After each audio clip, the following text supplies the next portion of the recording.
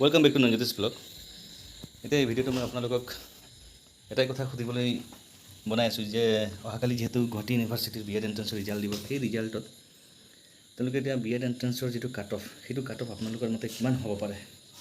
150 বা 250 বা 200ৰ ভিতৰত কেনেধৰণৰ আপোনালোকৰ এক্সাম হৈছিল বা কিমান মাৰ্কছ আপোনালোকে স্ক'ৰ কৰিছে, সেইটো আপোনালোকে কমেণ্ট ছেকশ্যনত আপোনালোকে জনাব।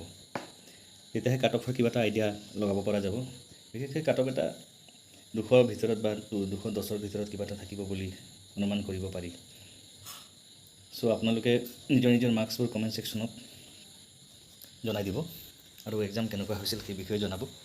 আৰু কাট অফ কিমান হ'ব এটা প্ৰেডিকশ্যন আপোনালোকে কৰিব বুলি আশা থাকিল।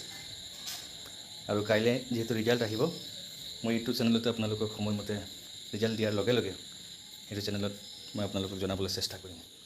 গতিকে আজিলৈ ইমানে আছিল। ধন্যবাদ।